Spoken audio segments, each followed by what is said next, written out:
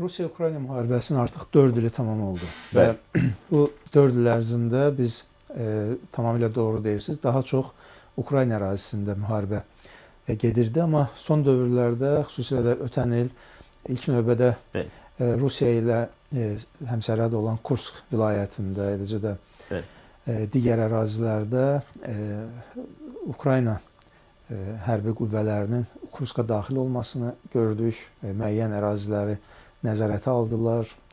Digər ərazilərə də artıq hücumlar reallaşmaqdadır və bu coğrafiya genişlənibdir.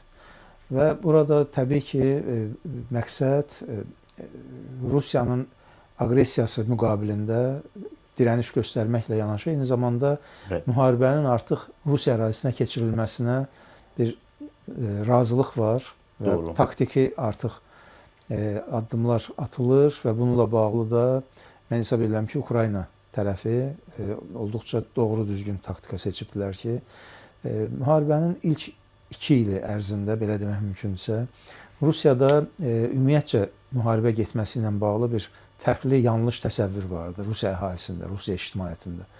Kimə yaxınlaşırdılarsa o zaman bir təbliğat aparılırdı.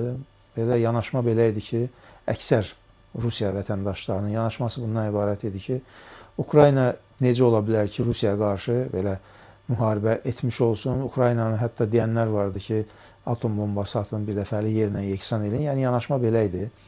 Və ilk illər daha çox qeyri-Rus millətin nümayəndələrindən istifadə olunurdu. Udmurtlardan, Başqırtlardan və Rusiyanın ucqarlarında yaşayan digər az saylı xalqların nümayəndələri daha çox müharibəyə cəlb edilirdilər. Ona görə Rusiyanın mərkəzi rayonları, əsas mərkəz şəhərlərində fərqli bir deyək, ortam var idi. Yəni artıq uzun müddətdir ki, həmin şəhərlərə də hücumlarla yanaşı, eyni zamanda müharibədə həlak olanların xəbərləri gəlir, meyitləri gəlir və Rusiyanın mərkəzi şəhərlərində artıq o qəbirstanlıqlarda müharibədə həlak olanların böyük bir qəbirstanlığı salınır ki, bu da ən azından əhaliyə fərqli artıq müharibəyə yanaşma təlqin eləyir.